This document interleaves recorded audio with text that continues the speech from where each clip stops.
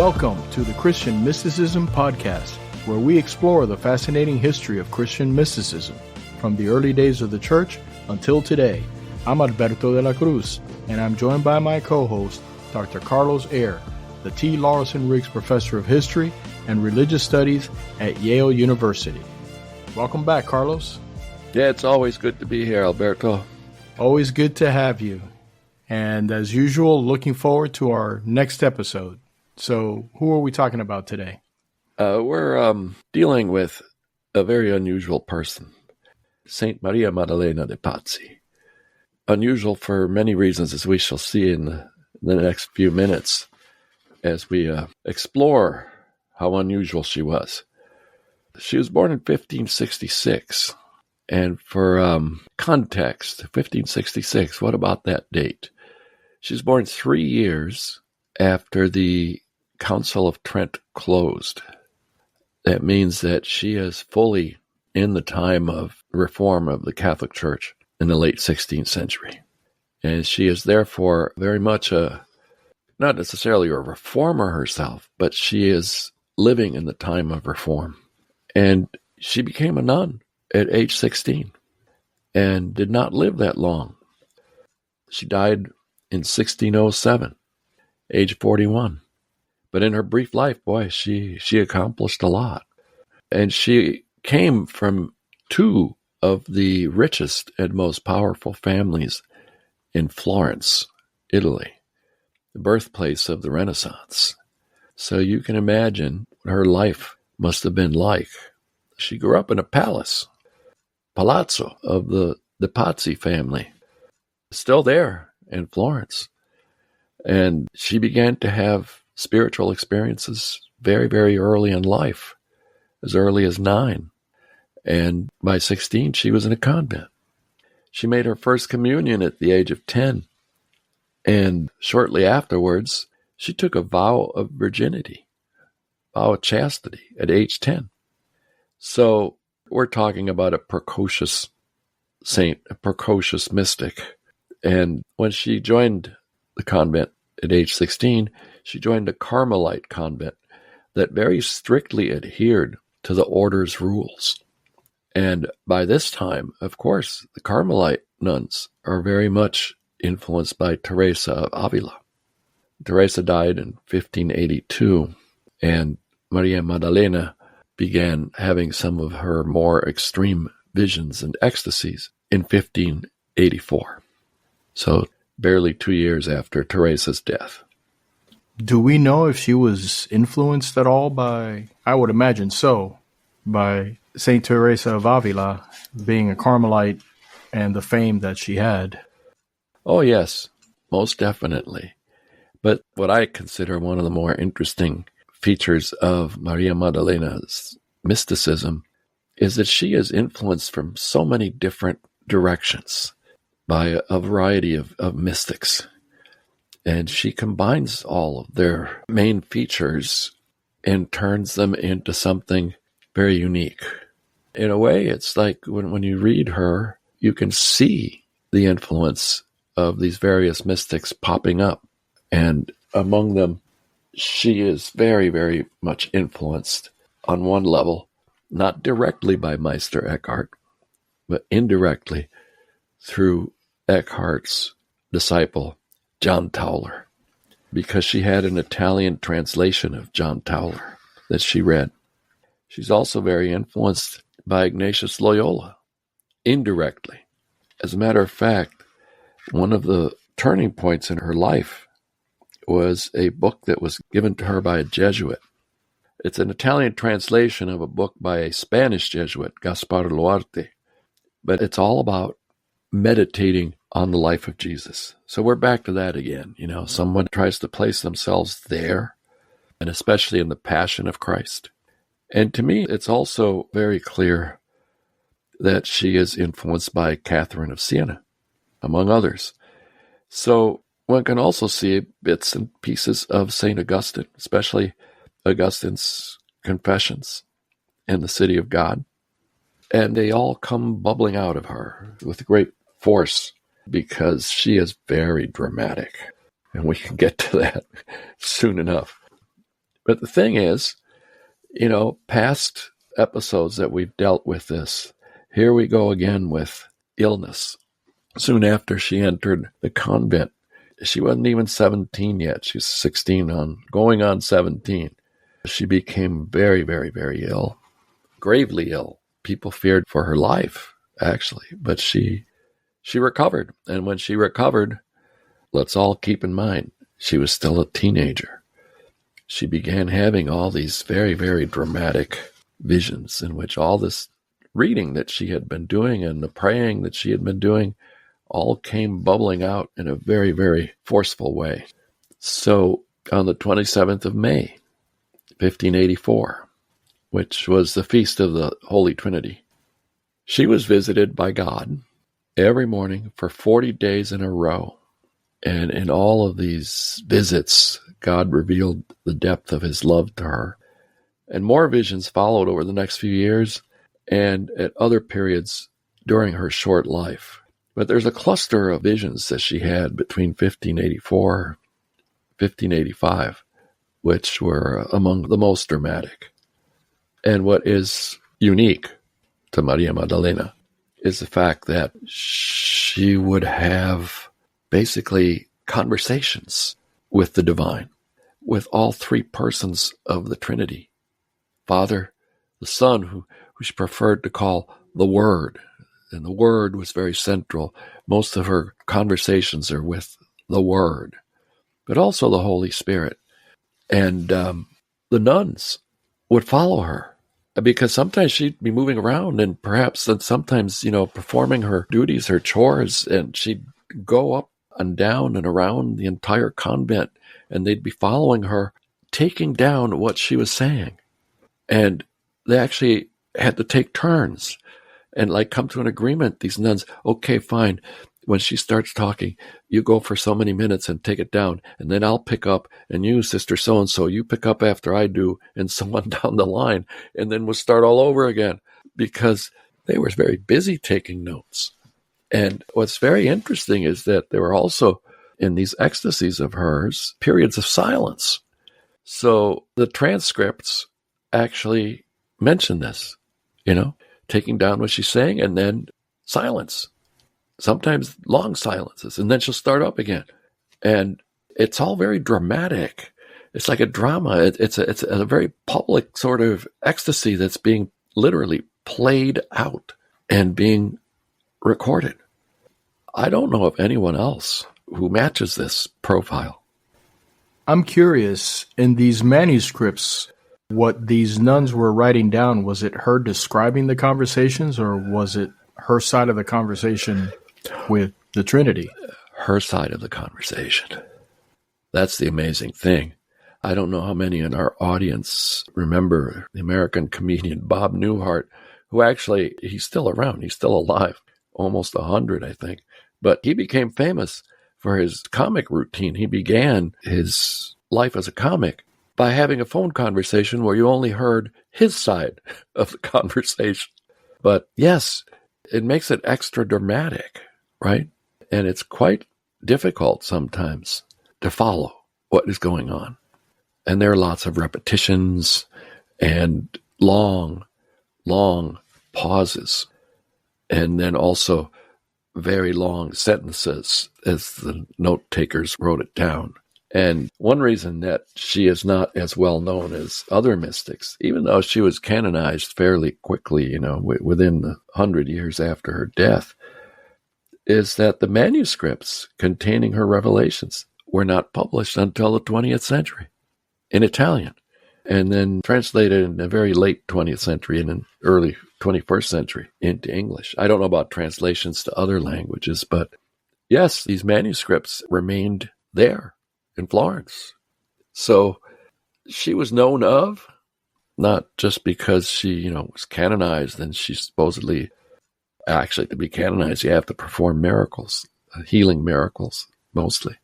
So she was better known through hagiography, her life, which was published shortly after her death, where all of this was described, of course, and also her life of penance, which was very extreme. She was very hard on herself, very hard on her body. So she was known of, but these transcripts, these amazing transcripts, were not available to a wide reading public till the 20th century. Was there a reason why they were kept, I don't want to say under wraps, because I'm sure people had access to them, but they were never published even after hagiographies and canonization? Yeah. I think, this is my take on it, because I have not read all that widely about her. There, compared to other saints and other mystics, there's relatively little to read, especially, in English and even less in Spanish, I think. But it's hard reading. It's very difficult reading. And I think transcribing the transcripts, turning them into print, took a lot of labor. It's not that there was something secretive about her chats with the divine. I have found very little there that calls into question her orthodoxy, or could have even in her own day. It's not that unusual for what goes on inside a convent that gets written down not to be made public.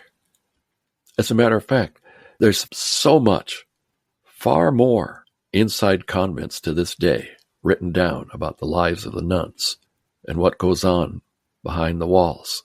There's far more still unpublished than there is published. And it's just truly remarkable and amazing. These volumes and volumes and volumes of writing and things that come out piecemeal. So it's not that unusual. But I think it's the difficulty of the texts more than anything else that kept them behind the convent walls for so long without appearing in print. So tell us about her mystical ecstasies. Yeah, she is very focused on love. Love and abandonment of self. As I said before, you can see the different influences popping up in her dialogues, one-sided dialogues with the divine.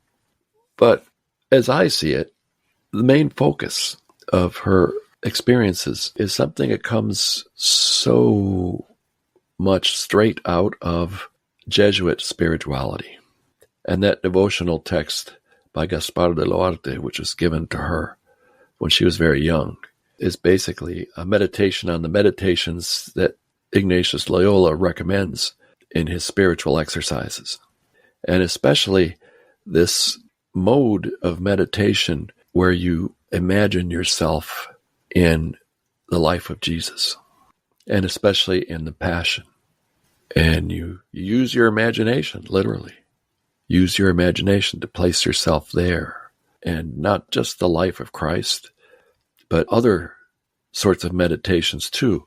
For instance, perhaps the best known of the meditations in Ignatius' spiritual exercises is his meditation on hell. And it's well known because it is so extremely vivid. The images that he wants you to call up and his description of the images. And he wants, for instance, in this part of the spiritual exercises, the meditation on hell, it wants the person who's going through these meditations to use all five senses. Place yourself in hell and use all your five senses. Hear the curses of the damned. Feel the fire, the inexhaustible fire and the heat. Smell the brimstone, and so on and so forth. So the same with the Passion of Christ. You're at the foot of the cross. You're next to Mary, Virgin Mary, his mother, Jesus' mother. You're next to the Apostle John. You're there as he's being nailed to the cross, and you hear everything that's going on. You smell what's going on, and so on and so forth. So this is the way in which her ecstasies unfold. She is just there. And let's put a capital T on there. She's there in this other reality and talking about it right there in the convent. Her sisters are taking everything down. So she places herself in these different situations in closeness to the divine. And she dialogues with Jesus, the Word. She dialogues with the Father. She dialogues with the Spirit. sometimes the Virgin Mary. And these dialogues can go on for many, many, many pages. And with all the silences recorded in between where she stops and just silent. So in her dialogues and in her ecstasies, it's the humanified Word, Word with a capital W, Jesus, the Son, second person of the Trinity, who has the central place. And she also ends up having a bridal relationship with Christ, something we've seen before, Catherine of Siena, Teresa of Avila, and will have, a mystical marriage with Christ, just as Catherine of Siena and Teresa of Avila. And in 1585, during Holy Week, when she had another extended series of daily ecstasies, her experiences included the stigmata, like Catherine of Siena, invisible. The stigmata were imprinted on her soul, including the crown of thorns. And every scene from the gospel narratives of the Passion of Christ is acted out as if it were happening live and involving her body and her experiencing the pain. So this is why it gets so intense, and it makes for difficult reading, at least for me. It makes for difficult reading. So she experiences the same sufferings, the same anguish, same torments as Jesus. And try to visualize what's going on is that as she's taking you through all these details, she's being followed by a group of nuns who are taking down what she's saying, making her way through the rooms of the convent. And she ends up being crucified. In other words, she becomes so one with Christ that she's experiencing all of his pain, which reminds me a lot of Maria de Agreda's description of what happened to the Virgin Mary during the Passion. Maria de Agreda, Life of the Virgin Mary, details how it was that the Virgin Mary prayed to God, "Please let me feel everything my son feels. Please." So she does. So even though she's not being physically scourged, crucified, she feels all the pain. And this is what Maria Maddalena is going through. And this is, to me, very interesting. Maria Maddalena is going through all this decades before Maria de Agreda writes her Life of the Virgin Mary. So this was something that was going on. And I know this much. I know that in the late 15th century, going into the 16th century, a lot of literature from Germany, devotional literature that focused on the Passion of Christ, was translated into Spanish and came to Spain. And that's when this intense devotion to the Passion of Christ surfaced in Spain with such great intensity. So now we have Maria Maddalena de Pazzi. She has picked this up from Gaspar de Loarte in an Italian translation. So all of these texts are connected to the experiences. And one of the main reasons I thought that would be good to focus on Maria Maddalena de Pazzi today is precisely how she exemplifies the power of mystical texts on individuals and how the texts give shape or can give shape to the experiences. You were talking about her feeling the crucifixion, feeling the scourge of Christ. Did it go beyond that? Did she also feel the glory of his resurrection? Oh, yeah. Well, though she kept having visions that take her through the burial, resurrection, and through the ascension. So, yeah. And all of these don't happen simultaneously or it follow each other closely. For instance, it's not till 1590 that she has another set of revelations between the Vigil of Pentecost, which is usually in May, and the Sunday of the Blessed Trinity, several weeks later, where she gets past the Ascension. And then these visions that she has in 1590 are all about the inner life of the Trinity. And these are, they make for tough reading, for me anyway. Well, imagine living through it. Oh, I know. I know. The nuns record even her facial expressions. They record whether the facial expressions indicate that she's suffering quite a bit of pain, that she's in anguish, or whether, they're joyful expressions and so on. So this is why before when I said that this is like a drama that's being acted out, it is very much being acted out through her body, her expressions, her gestures, and the fact that the nuns take it all down. So we get a glimpse of a mystic in ecstasy in a way that we don't with anyone else that I know of. Although we do have descriptions of, what is going on when they're, for instance, the ecstatic saints that go into a cataleptic state, including the ones who levitate.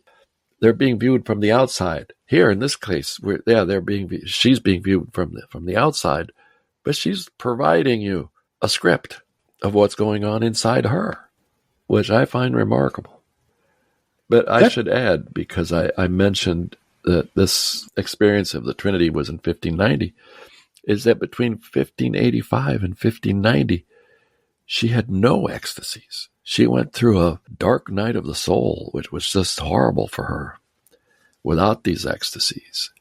And not only that, but another theme we've touched on so many times, beginning with St. Anthony of the Desert, tormented by demons, and actually also not treated very nicely by some of her sisters. I don't fully understand the dynamics of what goes on in a convent, of course, because I've never lived in one. But I can see where, all of a sudden this drama ceases, right? She starts having the ecstasies, and then what? What do her sisters start thinking of her? I read today that she was treated somewhat unkindly by some of her sisters, and that they accused her of having certain faults that she didn't really have. So I didn't get the details, but I could see life in the convent becoming very difficult for her during this dark period of having no ecstasies and feeling abandoned by the divine after having had all this closeness. And then boom, in the Vigil of Pentecost 1590, there she is back again. And I'm going to quote from her. "I did not know if I was alive or dead, inside or outside of my body. But I saw God alone in his own glory, loving, knowing himself intimately and understanding himself infinitely, loving creatures with a pure and infinite love in a single indivisible union. Only one subsistent God of infinite love, absolute goodness, incomprehensible and unfathomable." Well, nothing new there, really. This can be found in so many other mystical texts. What really jumps out at me about her is, as you mentioned, the nuns got to see from the inside what she was doing with most, if not all, of the other mystics we've spoken about.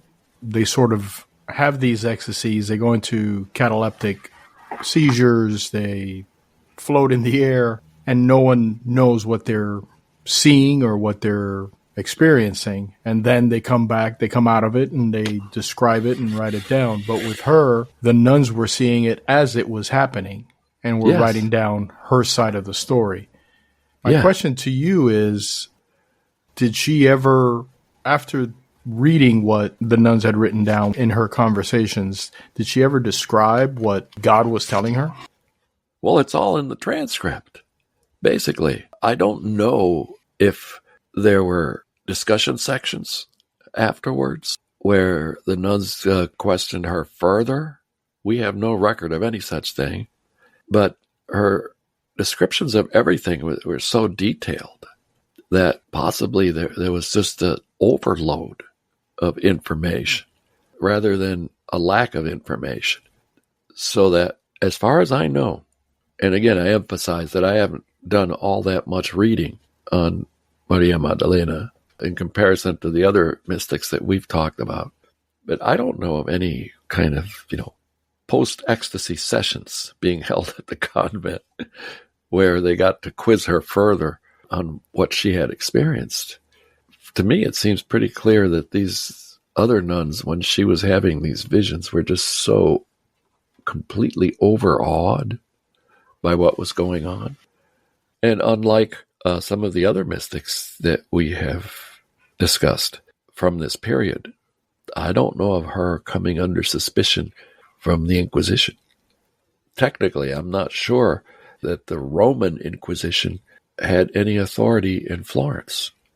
But she doesn't come, whether the Inquisition itself is involved or not, she doesn't come under suspicion for anything that I know of. So talk to us a little bit about her spirituality. Yeah, I think the best way to do that is to read some passages, give our audience a taste of what these dialogues that she has can sound like. And here's one. When you, Word, Jesus, the Son, when you, Word, come down to us, you show us all your works and communications, and you necessarily communicate to us through blood, sweet blood, delightful blood. O Word, you conceive the soul of blood. You give birth to it in blood. You wash it with blood. You nourish it with blood. You dress it with blood, and you crown it with blood. Who does that sound like? Who else cared so much about blood when it came to Jesus? Well, it's Catherine of Siena. Very similar language. And then, in some of her visions, for example, in the dialogues, she states, and I quote, "On doomsday, each drop of blood that Jesus shed during his passion will cry out for vengeance against the damned. And all the blood drops you shed," she's talking about Jesus, "all the blood drops will be tongues that thank you from the saved. And the blood of which each drop is a tongue that cries out, Union, union, union, with whom you have redeemed." And then, parentheses, silence. So she stopped. So let's act this out. The blood of which each drop is a tongue that cries out, Union, union, union, with whom you have redeemed. These drops of the word's blood speak in a sweet musical voice to the Word himself, reminding him that he shed them for love. Her silence was probably longer than the one I just acted out. It's all very dramatic. And then we get to another passage here. I said that she was influenced by Eckhart through Tauler. There's quite a bit about annihilation, of letting go of yourself, of the union being so intense that, you lose yourself in the divine. But she always says it in some way that doesn't really suggest total annihilation of the soul, total absorption into the divine. No, she retains herself separate from the divine, but there's a bit of letting go that has to take place. And there's a reflexivity. What do I mean by that? There's a lot of talk about, reflections, mirroring between God and the human self. Let me give you an example. God could never unite with a soul, even if it's perfect, if he did not look at himself. By doing so, he realizes that it is another himself. First, because he created it in his own image and likeness, and also because he united it to himself through his redemption. Similarly, we will never be able to abandon ourselves in God unless we look at that God who is in ourselves. I see plenty of Meister Eckhart in there, and Tauler, and Suso, and Rusbrook as his other disciples. We will never be able to abandon ourselves in God. Just pause there. Abandon ourselves. There's a lot of talk about abandoning oneself, letting go of oneself. So, we will never be able to abandon ourselves in God unless we look at that God who is in ourselves. And these are the words being spoken by a very, very, very young woman.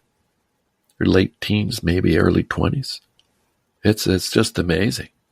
It really is amazing when you think about how young she was, having started so early in her life, having died young at 41, that she is able to express these concepts, these spiritual ideas at such a young age.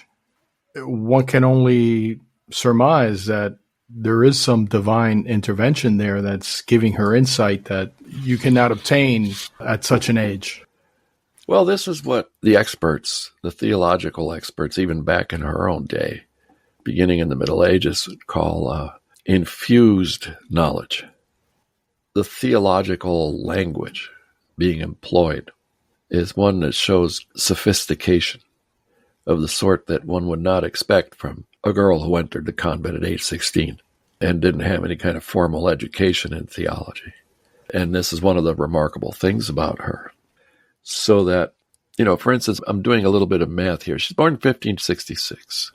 And then she has these visions of the Trinity in 1590, which makes her at most 24, when she's actually describing what goes on inside the Trinity. I don't know if that's a correct theological way of putting it. What goes on among the three persons of the Trinity. Let me give our audience a little taste of what goes on in this 1590 text.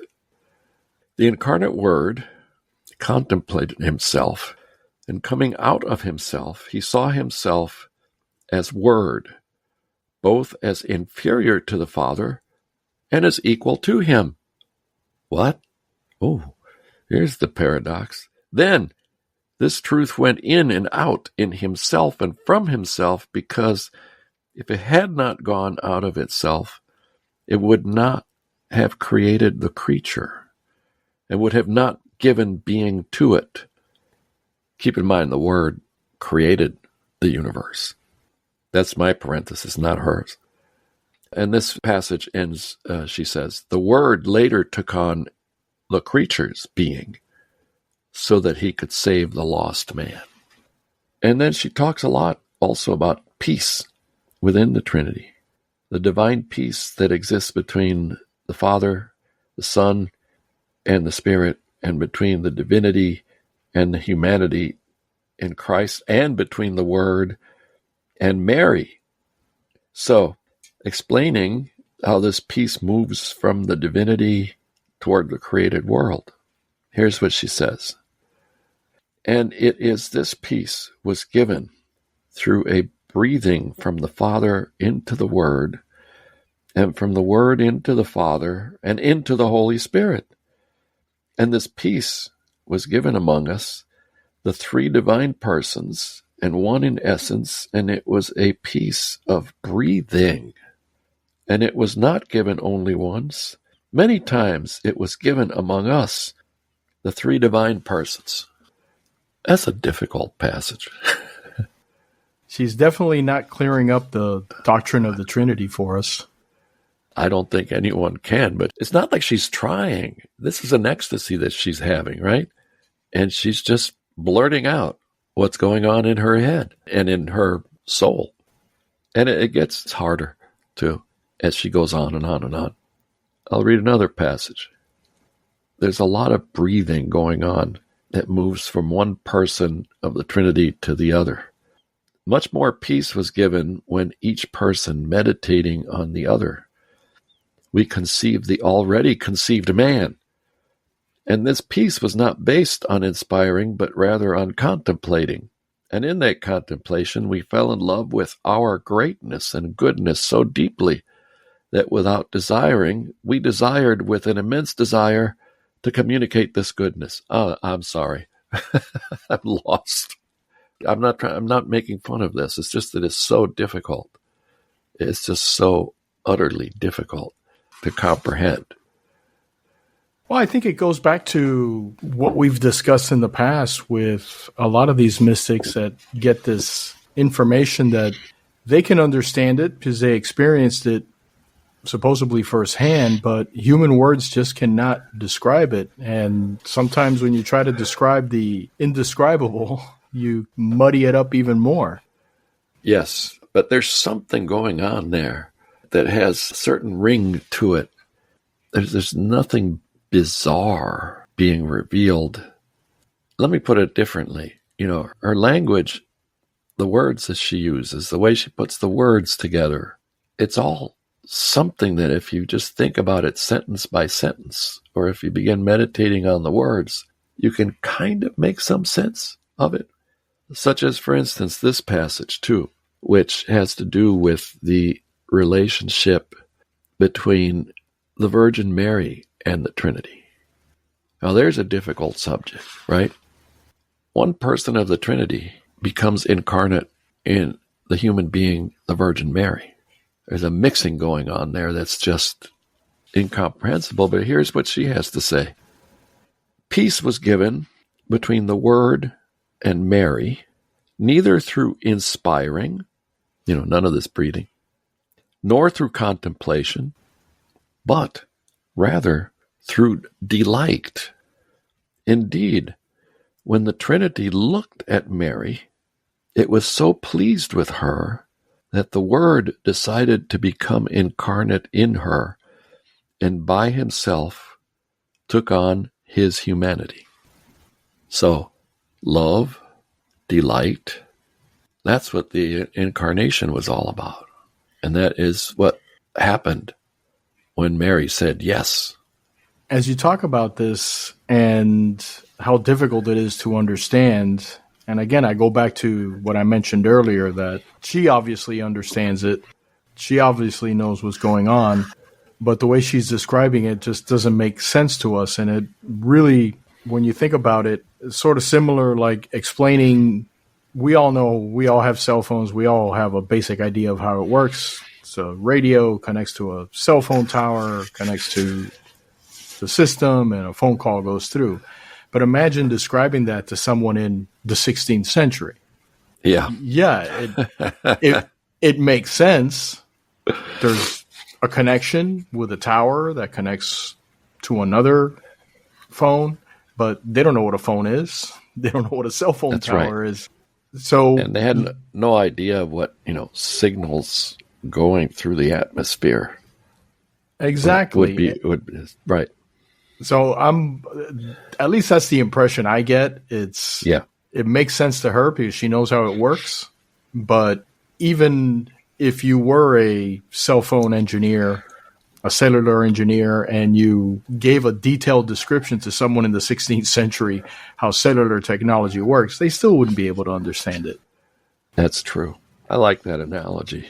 Yeah, that's very good. Because it's almost like, for me, it would be like reading a technical manual where all these terms are being used that have very specific meaning for the technology involved, and I would have no idea what's going on. That's probably because, I live in the 16th century. Well, you are from the 16th century, aren't you? Yeah, I still have a lot of difficulty with modern science. But, she's full of very specific information, like this, for instance. And I ask all our listeners to please bear with me and be a little patient with this, because this is what made me think of a technical manual. Now I'm reading from her. Oh, how many are the loves through which you love us? She's talking to God. And everything is love. Silence. Separate love. Unifying love, recreative love, consuming love, love which always exists and at every moment sees its goal. And it is eternal love, glorifying love, beatific love, transforming love, which is a compendium of every love. Silence. Separate love. From what is it separate if it unifies? ? It is separate from everything that is separate from God. It is separate from every image and figure. It is separate from every voice and word. It is separate from every seeing and understanding, and so on. And it just keeps going on. That's like a technical manual, yeah. But it's remarkable. She obviously had an impact on her contemporaries and on the church. And having died at a young age, achieving sainthood, so quickly. After she passed away, did she have any following? Like you have pilgrimages to... Oh, yeah. And she performed miracles. And, her body also refused to decompose, like St. Teresa's body. So, yeah, she attracted pilgrims. She attracted attention. People prayed for intercession through her. In order to get canonized, you have to have proof that, someone prayed for your intercession and a miracle was performed. So yes, very much so. As a matter of fact, the English translation of just selections from her texts begins with this description. In 1851, the Bishop of Philadelphia, John Newman, who would go on to be canonized himself, was approached by a group of Italian immigrants in Philadelphia who wanted to establish a parish church. And the church ends up being named after Maria Maddalena de Pazzi. And it was the parish church of Mary Magdalene de Pazzi, which is still there in Philadelphia. That was the very first ethnic Italian parish in the United States. So that tells you something about the veneration of Mary Magdalene de Pazzi.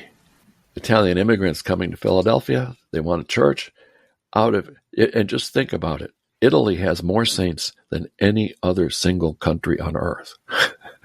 Out of all of those saints, they picked Mary Magdalene de Pazzi. So something is going on there, some deep devotion of some sort. I find that remarkable. Well, you can't argue with that with so many choices, and that's who they chose. And I could see how, as you mentioned at the beginning, she is very dramatic. Yes. And I don't mean that in the sense of being a drama queen, just her whole life was very dramatic, and her ecstasies were very dramatic in the sense that they were intense and striking. Yes. And, she suffered a lot. We haven't dwelt on that theme. It's a constant one. And the 3 final years of her life were pretty horrible. She had tuberculosis, 3 years of suffering, and then finally she dies at age 41. But she had a message. Let's put ourselves in sort of the salesman universe. Because salesmen always have to have a pitch. They have to make you want something in order to sell it. So what was she selling to her sisters and to anyone else? She was very big on love and the mystery of divine love. God as love, God as loving the human race. And here's a good passage, I think, to close with. She was in one of her early visions, June 11th, 1584. She's 18. She keeps repeating, I can't stay here. Please let me get out of this bed. I can't stay here in bed, because her sisters thought that she was too agitated and they were forcing her to stay in bed. So as she's saying this, she's staring at a small crucifix, and she starts asking questions of the nuns and her confessor, who has been asked by the Mother Superior to come and, deal with this troublesome young girl who's looking a little agitated. All of a sudden, says the text, she saw everything God has worked for the creature that is so base and corrupt, so that she was forced to scream out loudly, externally, so that she was heard by all those who were present. And the quote, love, O God, you love the creature with a pure love, O God of love, O God of love. And since she saw that the creatures were so ungrateful towards such a great love, she burst with sorrow, screaming, and saying, quote, Lord, no more love, no more love. You have too much love for your creatures. No, it's not too much. I mean, for your greatness, but it is too much for the creature that is so base and corrupt. Lord, why do you give me so much love? Why do you give so much love to me? Wow. That is definitely intense. So we've had a lot of drama, a lot of intensity, and we close it out with a lot of love. Absolutely. So who do you have for us on the next episode? Well, I thought about this because with Maria Maddalena de Pazzi, it's just so clear that this Jesuit method of meditating, of putting yourself there, it's like, you write a play and you put yourself into the play like a character. This comes from Ignatius Loyola's spiritual exercises. So next time, Ignatius Loyola. That sounds like fun. Yes, Ignatius is right there. Many ways, I always see him this way. Within his own lifetime in the 16th century, he's almost like the center of the spokes on a wheel, where the spokes are all tied together there in Ignatius as a person and as a mystic. He's certainly worth bringing up at this point. Well, I'm looking forward to it, and I'm sure our listeners are as well. So thank you, Carlos, for another great episode. And until the next time, thank you for listening to the Christian Mysticism Podcast. If you have any questions for Dr. Eyre, you'll find our email address in the show notes. Just send it over and we'll try to answer it in a future episode. And don't forget to click the subscribe button so you don't miss the next episode of the Christian Mysticism Podcast.